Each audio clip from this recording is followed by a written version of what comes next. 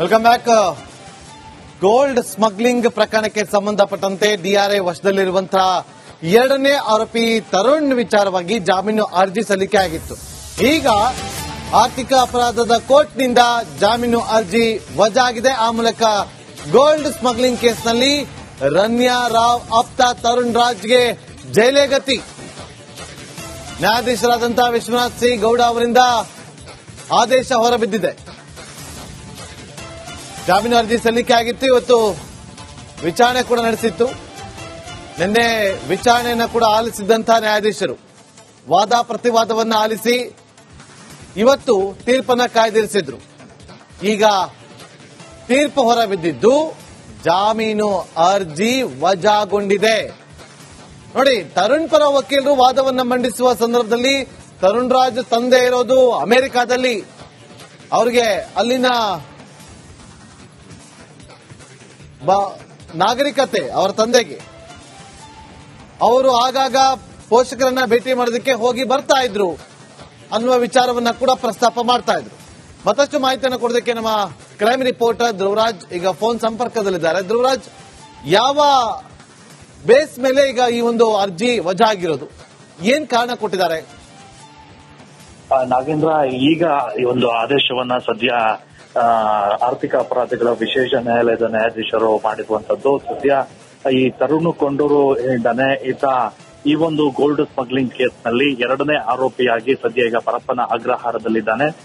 ಮುಖ್ಯವಾಗಿ ಈ ಒಂದು ಕೇಸ್ನಲ್ಲಿ ಜಾಮೀನು ನಿರಾಕರಣೆ ಆಗ್ಲಿಕ್ಕೆ ಕಾರಣವಾಗಿರುವಂತದ್ದು ಡಿಆರ್ಐ ಪರ ವಕೀಲರು ಮಾಡಿರುವಂತ ಕೆಲವೊಂದಿಷ್ಟು ಆರೋಪಗಳು. ಅಂದ್ರೆ ತರುಣ್ ಕೊಂಡೂರು ಹಾಗೆ ನಟಿ ರನ್ಯಾ ಇಬ್ರು ಕೂಡ 27 ಬಾರಿ ದುಬೈ ಪ್ರವಾಸವನ್ನ ಮಾಡಿದ್ರು. ಆದ್ರೆ ಬೆಳಗ್ಗೆ ಹೋಗಿ ಸಂಜೆ ಬಂದಿದ್ರು. ಇನ್ನೊಂದು ವಿಚಾರ ಅಂದ್ರೆ ಲುಕೌಟ್ ನೋಟಿಸ್ ಅನ್ನ ಜಾರಿ ಮಾಡಿದ್ರು ಈ ತರುಣ್ ಕೊಂಡೂರು ವಿರುದ್ಧ. ಈತ ಭಾರತವನ್ನ ಬಿಟ್ಟು ಹೋಗ್ಲಿಕ್ಕೆ ಪ್ರಯತ್ನವನ್ನ ಕೂಡ ಮಾಡಿದ್ದ ಎನ್ನುವಂತ ಒಂದು ಆತಂಕಕಾರಿ ವಿಚಾರವನ್ನ ಕೂಡ ಅವರು ಪ್ರಸ್ತಾಪ ಮಾಡಿದ್ರು.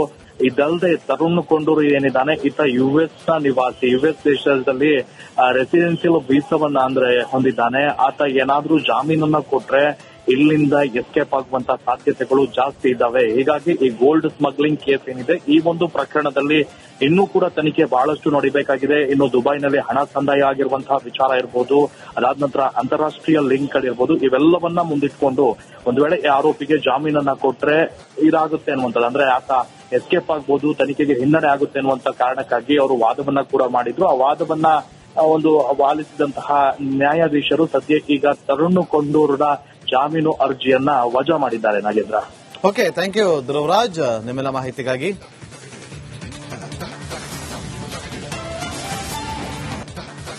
Welcome back.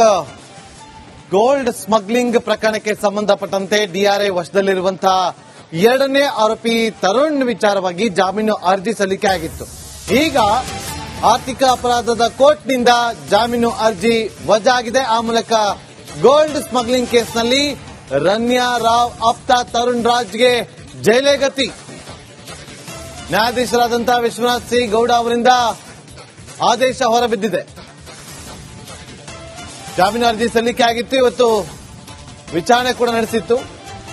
ನಿನ್ನೆ ವಿಚಾರಣೆಯನ್ನು ಕೂಡ ಆಲಿಸಿದ್ದಂತಹ ನ್ಯಾಯಾಧೀಶರು ವಾದ ಪ್ರತಿವಾದವನ್ನು ಆಲಿಸಿ ಇವತ್ತು ತೀರ್ಪನ್ನು ಕಾಯ್ದಿರಿಸಿದ್ರು. ಈಗ ತೀರ್ಪು ಹೊರಬಿದ್ದಿದ್ದು ಜಾಮೀನು ಅರ್ಜಿ ವಜಾಗೊಂಡಿದೆ. ನೋಡಿ, ತರುಣ್ ಪರ ವಕೀಲರು ವಾದವನ್ನು ಮಂಡಿಸುವ ಸಂದರ್ಭದಲ್ಲಿ ತರುಣ್ ರಾಜ್ ತಂದೆ ಇರೋದು ಅಮೆರಿಕಾದಲ್ಲಿ. ಅವರಿಗೆ ಅಲ್ಲಿನ ನಾಗರಿಕತೆ ಅವರ ತಂದೆಗೆ. ಅವರು ಆಗಾಗ ಪೋಷಕರನ್ನ ಭೇಟಿ ಮಾಡೋದಕ್ಕೆ ಹೋಗಿ ಬರ್ತಾ ಇದ್ರು ಅನ್ನುವ ವಿಚಾರವನ್ನ ಕೂಡ ಪ್ರಸ್ತಾಪ ಮಾಡ್ತಾ ಇದ್ರು. ಮತ್ತಷ್ಟು ಮಾಹಿತಿಯನ್ನು ಕೊಡೋದಕ್ಕೆ ನಮ್ಮ ಕ್ರೈಮ್ ರಿಪೋರ್ಟರ್ ಧ್ರುವರಾಜ್ ಈಗ ಫೋನ್ ಸಂಪರ್ಕದಲ್ಲಿದ್ದಾರೆ. ಧ್ರುವರಾಜ್, ಯಾವ ಬೇಸ್ ಮೇಲೆ ಈಗ ಈ ಒಂದು ಅರ್ಜಿ ವಜಾ ಆಗಿರೋದು? ಏನ್ ಕಾರಣ ಕೊಟ್ಟಿದ್ದಾರೆ? ನಾಗೇಂದ್ರ, ಈಗ ಈ ಒಂದು ಆದೇಶವನ್ನ ಸದ್ಯ ಆರ್ಥಿಕ ಅಪರಾಧಗಳ ವಿಶೇಷ ನ್ಯಾಯಾಲಯದ ನ್ಯಾಯಾಧೀಶರು ಮಾಡಿರುವಂತದ್ದು. ಸದ್ಯ ಈ ತರುಣ್ ಕೊಂಡೂರು ಏನಿದ್ದಾನೆ, ಈತ ಈ ಒಂದು ಗೋಲ್ಡ್ ಸ್ಮಗ್ಲಿಂಗ್ ಕೇಸ್ನಲ್ಲಿ ಎರಡನೇ ಆರೋಪಿಯಾಗಿ ಸದ್ಯ ಈಗ ಪರಪ್ಪನ ಅಗ್ರಹಾರದಲ್ಲಿದ್ದಾನೆ. ಮುಖ್ಯವಾಗಿ ಈ ಒಂದು ಕೇಸ್ನಲ್ಲಿ ಜಾಮೀನು ನಿರಾಕರಣೆ ಆಗ್ಲಿಕ್ಕೆ ಕಾರಣವಾಗಿರುವಂತದ್ದು ಡಿಆರ್ಐ ಪರ ವಕೀಲರು ಮಾಡಿರುವಂತ ಕೆಲವೊಂದಿಷ್ಟು ಆರೋಪಗಳು ಅಂದ್ರೆ ತರುಣ್ ಕಂಡೂರು ಹಾಗೆ ನಟಿ ರನ್ಯಾ ಇಬ್ರು ಕೂಡ 27 ಬಾರಿ ದುಬೈ ಪ್ರವಾಸವನ್ನ ಮಾಡಿದ್ರು. ಆದ್ರೆ ಬೆಳಗ್ಗೆ ಹೋಗಿ ಸಂಜೆ ಬಂದಿದ್ರು. ಇನ್ನೊಂದು ವಿಚಾರ ಅಂದ್ರೆ ಲುಕೌಟ್ ನೋಟಿಸ್ ಅನ್ನ ಜಾರಿ ಮಾಡಿದ್ರು ಈ ತರುಣ್ ಕಂಡೂರು ವಿರುದ್ಧ. ಈತ ಭಾರತವನ್ನ ಬಿಟ್ಟು ಹೋಗ್ಲಿಕ್ಕೆ ಪ್ರಯತ್ನವನ್ನ ಕೂಡ ಮಾಡಿದ್ದ ಎನ್ನುವಂತ ಒಂದು ಆತಂಕಕಾರಿ ವಿಚಾರವನ್ನ ಕೂಡ ಅವರು ಪ್ರಸ್ತಾಪ ಮಾಡಿದ್ರು.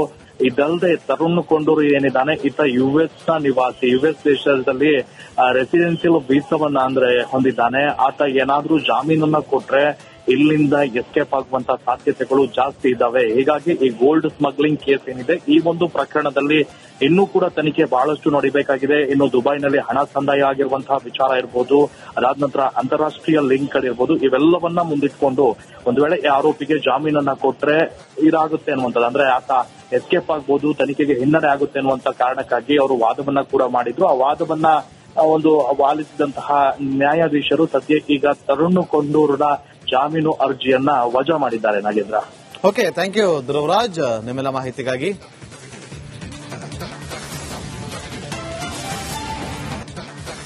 Welcome back. ಗೋಲ್ಡ್ ಸ್ಮಗ್ಲಿಂಗ್ ಪ್ರಕರಣಕ್ಕೆ ಸಂಬಂಧಪಟ್ಟಂತೆ ಡಿಆರ್ಐ ವಶದಲ್ಲಿರುವಂತಹ 2ನೇ ಆರೋಪಿ ತರುಣ್ ವಿಚಾರವಾಗಿ ಜಾಮೀನು ಅರ್ಜಿ ಸಲ್ಲಿಕೆ ಆಗಿತ್ತು. ಈಗ ಆರ್ಥಿಕ ಅಪರಾಧದ ಕೋರ್ಟ್ನಿಂದ ಜಾಮೀನು ಅರ್ಜಿ ವಜಾ ಆಗಿದೆ. ಆ ಮೂಲಕ ಗೋಲ್ಡ್ ಸ್ಮಗ್ಲಿಂಗ್ ಕೇಸ್ನಲ್ಲಿ ರನ್ಯಾ ರಾವ್ ಆಪ್ತ ತರುಣ್ ರಾಜ್ಗೆ ಜೈಲೇ ಗತಿ. ನ್ಯಾಯಾಧೀಶರಾದಂತಹ ವಿಶ್ವನಾಥ್ ಸಿ ಗೌಡ ಅವರಿಂದ ಆದೇಶ ಹೊರಬಿದ್ದಿದೆ. ಜಾಮೀನು ಅರ್ಜಿ ಸಲ್ಲಿಕೆ ಆಗಿತ್ತು. ಇವತ್ತು ವಿಚಾರಣೆ ಕೂಡ ನಡೆಸಿತ್ತು. ನಿನ್ನೆ ವಿಚಾರಣೆಯನ್ನ ಕೂಡ ಆಲಿಸಿದ್ದಂತಹ ನ್ಯಾಯಾಧೀಶರು ವಾದ ಪ್ರತಿವಾದವನ್ನ ಆಲಿಸಿ ಇವತ್ತು ತೀರ್ಪನ್ನ ಕಾಯ್ದಿರಿಸಿದ್ರು. ಈಗ ತೀರ್ಪು ಹೊರಬಿದ್ದಿದ್ದು ಜಾಮೀನು ಅರ್ಜಿ ವಜಾಗೊಂಡಿದೆ. ನೋಡಿ, ತರುಣ್ ಪರ ವಕೀಲರು ವಾದವನ್ನ ಮಂಡಿಸುವ ಸಂದರ್ಭದಲ್ಲಿ ತರುಣ್ ರಾಜ್ ತಂದೆ ಇರೋದು ಅಮೆರಿಕಾದಲ್ಲಿ, ಅವ್ರಿಗೆ ಅಲ್ಲಿನ ನಾಗರಿಕತೆ ಅವರ ತಂದೆಗೆ, ಅವರು ಆಗಾಗ ಪೋಷಕರನ್ನ ಭೇಟಿ ಮಾಡೋದಕ್ಕೆ ಹೋಗಿ ಬರ್ತಾ ಇದ್ರು ಅನ್ನುವ ವಿಚಾರವನ್ನ ಕೂಡ ಪ್ರಸ್ತಾಪ ಮಾಡ್ತಾ ಇದ್ರು. ಮತ್ತಷ್ಟು ಮಾಹಿತಿಯನ್ನು ಕೊಡೋದಕ್ಕೆ ನಮ್ಮ ಕ್ರೈಮ್ ರಿಪೋರ್ಟರ್ ಧ್ರುವರಾಜ್ ಈಗ ಫೋನ್ ಸಂಪರ್ಕದಲ್ಲಿದ್ದಾರೆ. ಧ್ರುವರಾಜ್, ಯಾವ ಬೇಸ್ ಮೇಲೆ ಈಗ ಈ ಒಂದು ಅರ್ಜಿ ವಜಾ ಆಗಿರೋದು, ಏನ್ ಕಾರಣ ಕೊಟ್ಟಿದ್ದಾರೆ? ನಾಗೇಂದ್ರ, ಈಗ ಈ ಒಂದು ಆದೇಶವನ್ನ ಸದ್ಯ ಆರ್ಥಿಕ ಅಪರಾಧಗಳ ವಿಶೇಷ ನ್ಯಾಯಾಲಯದ ನ್ಯಾಯಾಧೀಶರು ಮಾಡಿರುವಂತದ್ದು. ಸದ್ಯ ಈ ತರುಣ್ ಕೊಂಡೂರು ಏನಿದ್ದಾನೆ ಈತ ಈ ಒಂದು ಗೋಲ್ಡ್ ಸ್ಮಗ್ಲಿಂಗ್ ಕೇಸ್ನಲ್ಲಿ 2ನೇ ಆರೋಪಿಯಾಗಿ ಸದ್ಯ ಈಗ ಪರಪ್ಪನ ಅಗ್ರಹಾರದಲ್ಲಿದ್ದಾನೆ. ಮುಖ್ಯವಾಗಿ ಈ ಒಂದು ಕೇಸ್ನಲ್ಲಿ ಜಾಮೀನು ನಿರಾಕರಣೆ ಆಗ್ಲಿಕ್ಕೆ ಕಾರಣವಾಗಿರುವಂತದ್ದು ಡಿಆರ್ಐ ಪರ ವಕೀಲರು ಮಾಡಿರುವಂತ ಕೆಲವೊಂದಿಷ್ಟು ಆರೋಪಗಳು. ಅಂದ್ರೆ ತರುಣ್ ಕಂಡೂರು ಹಾಗೆ ನಟಿ ರನ್ಯಾ ಇಬ್ರು ಕೂಡ 27 ಬಾರಿ ದುಬೈ ಪ್ರವಾಸವನ್ನ ಮಾಡಿದ್ರು. ಆದ್ರೆ ಬೆಳಗ್ಗೆ ಹೋಗಿ ಸಂಜೆ ಬಂದಿದ್ರು. ಇನ್ನೊಂದು ವಿಚಾರ ಅಂದ್ರೆ ಲುಕೌಟ್ ನೋಟಿಸ್ ಅನ್ನ ಜಾರಿ ಮಾಡಿದ್ರು ಈ ತರುಣ್ ಕಂಡೂರು ವಿರುದ್ಧ. ಈತ ಭಾರತವನ್ನ ಬಿಟ್ಟು ಹೋಗ್ಲಿಕ್ಕೆ ಪ್ರಯತ್ನವನ್ನ ಕೂಡ ಮಾಡಿದ್ದ ಎನ್ನುವಂತ ಒಂದು ಆತಂಕಕಾರಿ ವಿಚಾರವನ್ನ ಕೂಡ ಅವರು ಪ್ರಸ್ತಾಪ ಮಾಡಿದ್ರು.